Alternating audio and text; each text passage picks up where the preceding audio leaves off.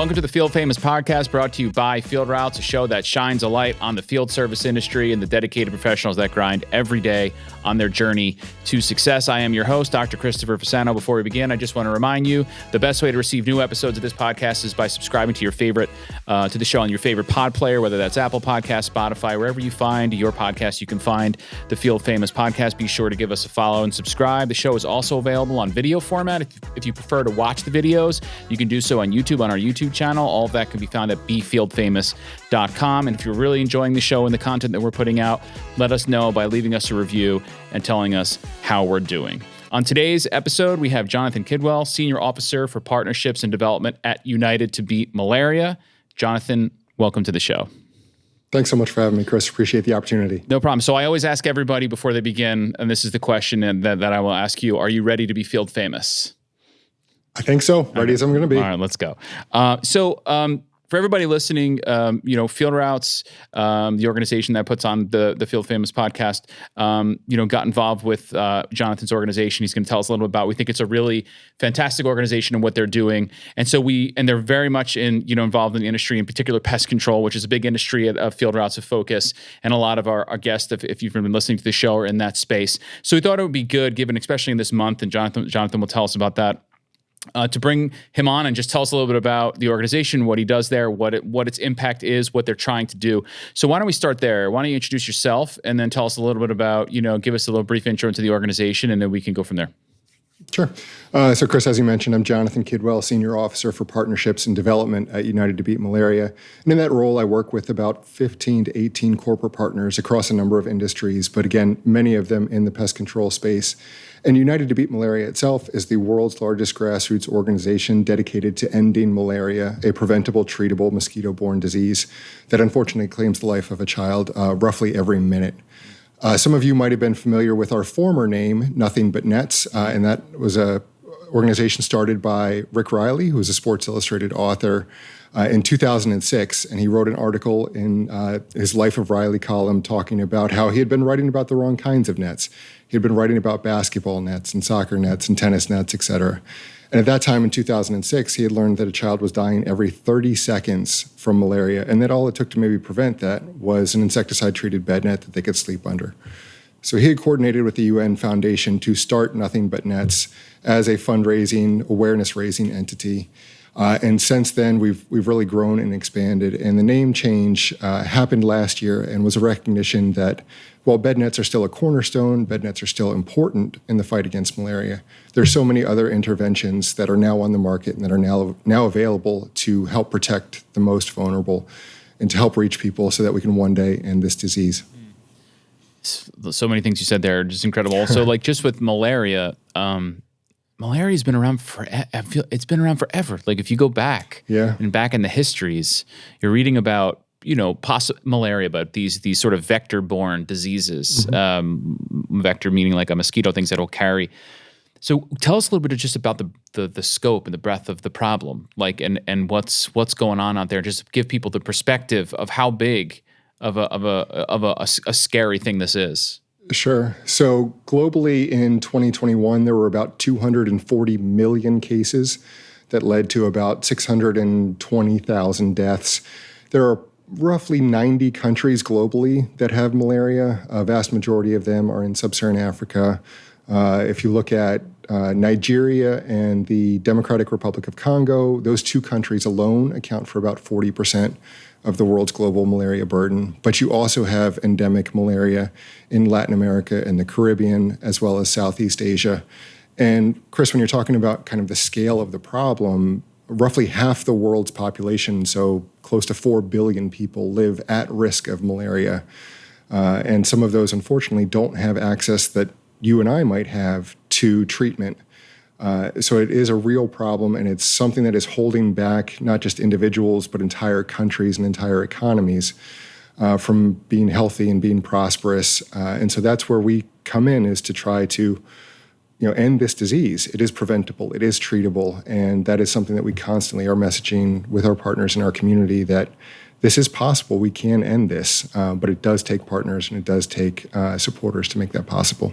So tell us now a little bit about what you do to help to get there, right? So, I mean, clearly there's this problem, and there's an interest to especially one that would be preventable. That's, we're not talking about something that we don't know how to deal with. So talk about some of the unique challenges that you face. Like, so when people hear that, they're saying like, wow, it's preventable. Then why not? Like why are the numbers so bad, and what's going on? So talk to us a little bit about that, the problems possibly, and then how you partner and what you're doing to try to solve some of those problems. So the problems is definitely a kind of a complex question. I think domestically here in the U.S., we haven't had malaria in over 70 years. The U.S. eliminated malaria in 1951. My parents were barely 4 at that point. And so there's a kind of a recency issue, and certainly with the number of domestic issues and domestic causes that people are rightfully concerned about, it's a challenge to constantly get that engagement and get that buy-in when there are so many other pressing things. Going beyond that to the problems of malaria itself, mosquitoes are challenging little buggers. Insecticide resistance is something we'll constantly be talking about. Mosquitoes have evolved, they've adapted. So the bed nets that were highly effective 15 years ago aren't as effective now. And so there's this constant kind of chase game of trying to stay one step ahead of the mosquito with ever adapting and newer interventions. And then the malaria parasite itself is evolving. And so the anti-malarials that were once effective are now not as effective. And there's a big concern there that if we lose those, we don't have quite the same bench of anti-malarial drugs to draw upon. And so if there is widespread drug resistance for the malaria parasite, then that becomes a significant challenge. So where we come in is kind of really in 3 pillars, I would say. The first, and where I tend to do most of my work, is in fundraising. So we work with UN agencies, UNHCR, UNICEF, as well as some non-UN entities to provide funds to fill in gaps. So UN entities come to us, United to Beat Malaria, a campaign of the UN Foundation, and identify gaps where they know that they need support. And so we're able to kind of effectively and nimbly fill in to help make sure no one is left behind. And so that extends to my work as a fundraiser with corporate partners, coming up with campaigns, creative campaigns to get those companies involved. And we have thousands of individual donors spanning the spectrum of giving who are also contributing to help make sure that those resources are getting to the communities that need them. The second pillar is messaging. It's just spreading the word. We have a big day coming up in a few days, World Malaria Day on April 25th.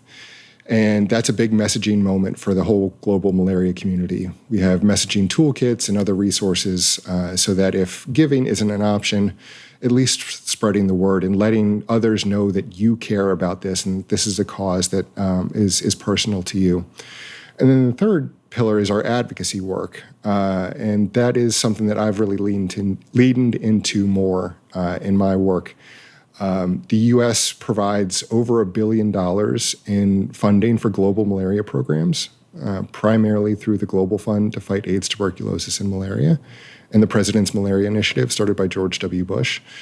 And we're pretty lucky that malaria is a bipartisan cause. We have strong support for these programs on both sides of the aisle. So that's which is in our day in our nowadays political climate is a win. Getting someone to agree that we have a problem on both sides of the aisle and coming together for something is a win. I know that seems crazy, but in the world we live in, sometimes it's not. So that's great to hear that there is support at our government, level federally that is on both sides. So that's great. This should not be something that's, partisan. People need help, and there's a clear problem. So that's good to hear.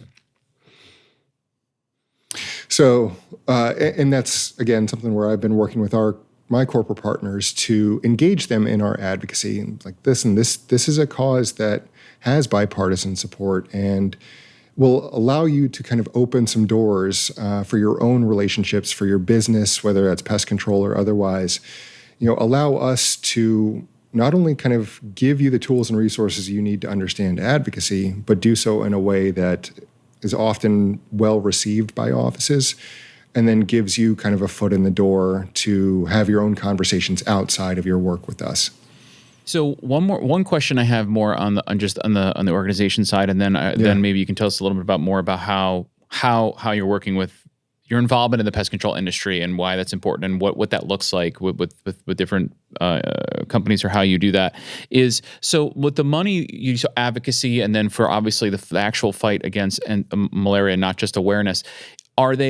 Is it funding specific efforts to, scientists or medications or treatments or strategies? Is it grant based where they can then write? Tell us a little about how that works and how that money is going out. It is grant based, and it is grant based primarily for interventions that have been approved, pre-qualified is the official term by the World Health Organization. Okay. So not nascent, new, emerging technologies like an idea or something like that. Okay. We track those. We're aware of those. Correct. But without that certification, it is hard to kind of authorize that payment. Yep. We've done it on limited basis if there is a company that has an intervention or the next iteration of an idea, that we've done some kind of one-off things there. But not pilots, if we will. Correct. Okay. Correct. Okay. So they would present their idea and their pitch and what they have and things like that. There's a process on board. Okay, that's cool. In previous life, I was a trained neuroscientist doing genetic research, and I remember one big area, it still is this concept of genetic drive and genetic in mosquitoes, which is a very interesting debate on it. And really, what it is it's a way to genetically manipulate mosquitoes, the male mosquito, and so that when it does reproduce, the offspring.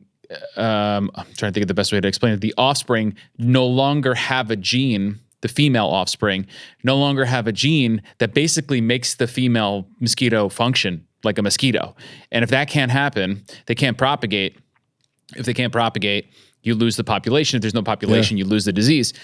The obvious issue is when you eliminate a species, in any regard, even a bad one in this instance, a specific type of mosquito that has a ill intent, you don't really know what the other consequence of that is. The drastic example would be the bee and the honeybee, and you would never want something like that to happen in a honeybee population. So there is, so again, where I'm going with this is that there are these very, very broad set of strategies. I like to see the innovation, and there's very interesting. I just remember in the topic of genetic research, malaria, and this concept was with the mosquito. It always gets back to that little bugger, that mosquito. There's always been these cool things in the evolving science. So it is an evolving science, and that is good. That means people are trying to be, ingenuity. They're trying to be creative and put technology into a really big problem. So that kind of that's nice to see. I thought I would put that in there. I remember that being a really cool and fascinating way to do it. So let's move to the partner with the pest control industry. Tell me about where that picked up steam. And obviously there's a link there, right? This is a pest, it's a vector, and companies or pest control companies, their job is to get rid of said pest or a vector. So tell us a little about how that works in terms of your interaction with the broader pest control industry. Sure. So I started with the campaign in August of 2018, and at that time we had a couple partnerships with Aptive and Mosquito Joe, and both of those were very successful, successful partnerships. And I think there's got to be something here where there could be a broader engagement opportunity kind of across the industry. And so I went to PestWorld 2019 in San Diego, just to kind of get a lay of the land and try to meet some people and kind of understand what the industry was about and what opportunities might be there. And one of the first days, the opening session, I forget who it was, but got up on the stage and we are protectors of public health. And I said, yes, that's what I wanted to hear. Yes, you are. You are protectors of public health here for your communities, and you're protectors of public health for families around the world. And so that really kind of opened the door for me to think that there's something right? here. Yeah. There is a there. Yeah, exactly. And so I ended up meeting Andy Architect from NPMA and several others, just kind of vendors and talking to people, and this could work. I could make something out of this where I'm engaging PCOs, PMPs, and providing kind of one option for them to enhance their give back and their philanthropic engagements in a way that is messaging aligned. So you're protectors of public health, and we're able to kind of help you enhance that message and help you tell that message. So it was really that first trip in 2019 that kind of opened that door and really solidified the industry as a potential kind of strategic partner in the effort to end malaria.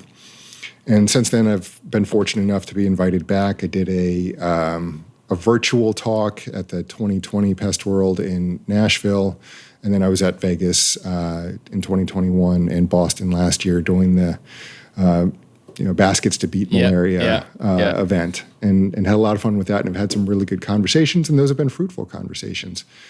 But also recognizing the need to be persistent, that what I'm talking about and what I'm asking PMPs and PCOs to do is not necessarily forefront of their mind. It's not simplifying their business. I don't have an amazing product. Right. Well, what is that ask, if you will? So what does that look like? Is it like a partner program? If I'm a PCO and I hear this and I'm like, wow, I can really, that sounds great. I want to be involved. What happens? What does that look like? So part of what I love about my job is the ability to be creative. I'll talk to anybody and say that, malaria is unfortunately very serious. It's far too deadly, but how we tackle it and how we approach it can be creative. It can be fun. It can be engaging. So that's something I try to tell PCOs is, we can come up with a partnership that is unique and creative and kind of helps fit your culture so that it really amplifies not just your messaging, but how your employees feel about the business and why they love working for you at whatever your company might be. So I don't have like a partnership in a box to offer. I can give you some pretty clear examples of what's worked and things that other partners have done that have been successful. But I also want to give partners the chance to talk to me. Like that's not only what it can be, I guess, is what I'm saying. Yeah. I mean, maybe if you would just give an example, and then I think really it sounds like I love that approach, that I can say like, it sounds really great. My company may be a little different. How can it work for me, right? And they can have that conversation. Maybe if you would, that'd be great if you give an example of where you saw some success. Yeah. So one example that's been a program of ours since I started is with Mosquito Joe, and it's their Beat the Bloodsuckers campaign. And so they have franchises around the country, and every year during Mosquito Control Awareness Week in late June, participating franchises, so those that want to, agree to donate $10, which is roughly the cost of 2 bed nets, for every customer receiving their first treatment in that week.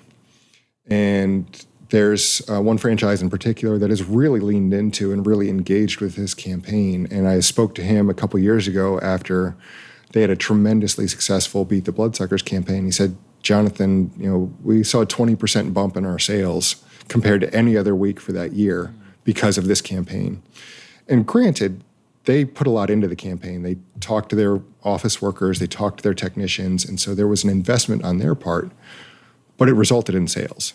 And so that's kind of one example. And then other companies have kind of taken that and tweaked it and found different ways to make it work for them. But that's one example I can give. So that's great. I mean, one of the things that you mentioned going to these meetings, like a PestWorld meeting or these meetings, and when I go and I talk to people there, and just being in the industry, before getting really into the industry as a homeowner, you thought of pest control as like, I got an ant in my house. I got to call this company. They're going to come help me out, right? And I don't think about that as much as, I don't think about it really beyond that as so much as like, it's a service. I have a problem. They're going to come get it. Come take care of it for me, which in itself is a great thing. However, when you think about it and you talk to the people in the industry, they're doing something that's much more than that. There is an actual impact on people's health, on the environment, on just our overall health and cleanliness of how we live and just the world we are. And that, they take a lot of pride in that. And you don't really get that possibly if you just have an interaction with a pest control technician that comes into your house. Maybe you do, but being in the industry and talking to them, it's one of the first things they'll tell me when they say, what do you like most about being in this industry, or in anything like that, where it's like they will say that, like, I'm making a difference in people's lives, in people's health and the environment. And so I can see how a shop or any shop, not just pest, if it's lawn and they're doing something related to mosquito or tick or vector, they could take this and sort of say, hey, we are supportive of efforts. These are vectors. We're going to get them out of your yard. But did you know that other people might not have the ability to get them out of their yard, right? Or keep them out of their house. So we're partnering with an organization that its sole focus is to do that. So anytime, you sign, I could see how that could lead to an increase in sale, because people want to buy something that they, not just does something, but is a part of a larger something else, right? That's, especially nowadays, I feel like we're moving more to that social awareness. People want to be involved in something or a part of something that has a bigger meaning than just what they're paying for right away. So you can definitely see how that could be a nice partnership, right? Like, where, like you said, you're not providing something that's going to help my phones ring more directly, but you're providing something that links the service they're offering to a bigger problem in the world that is needed attention, right? So I think that's like a very smart way to approach it. Yeah, there's, as you're pointing out, Chris, kind of the feel good vibes of it. There's, I think we offer kind of a legitimacy, as a campaign of the United Nations Foundation. There's an aura there, if you will, and so it provides both of those things, in addition to something for the employees to feel good about, alongside whatever else the PCO might be involved with locally. So are you going to continue your persistence at this PestWorld this year, which unfortunately happens to be in Hawaii out there? I'm hoping to. Yeah, I've got to make that case with my supervisor. Right. But I think everybody involved in Field Routes too is trying to make their case too. Like why this year? Why this year is the year I need to be at PestWorld. But where people are listening to this and it's resonating with them, where can they go to learn more, to get more information, so they might be able to reach out and talk about a partnership? Sure. Beatmalaria.org is our website. That's a great way to kind of learn more, and we have links out from there for how you can get involved. Our general outreach email is info@beatmalaria.org. That's something that I check regularly. Awesome. Well, we wanted to do this episode. Like I said, Field Routes tries to get involved with this organization and partner with them as much as we possibly can. We really believe in it. Thank you, Chris. We're supporters of the industry, and so and by extension, especially with a lot of pest, this has just seemed like the right thing to do. So we wanted to make sure we can give you a platform here. So we'll put this out for our audience to listen to and see how, if they want to get involved, they can go there. So I want to thank you, Jonathan, for the little bit of time today and joining us and doing this, and reminding everybody out there, go to BeFieldFamous.com if you want to learn more information about this. We'll have something in the show notes, and also all the other shows that we have if you want to take a listen to. Tell your friends, subscribe on Apple Podcasts, and remember, your success is fame-worthy. Come tell your story. Jonathan, I appreciate it. Thank you so much, Chris. Appreciate the opportunity, and again, grateful for the Field Routes partnership. Thank you.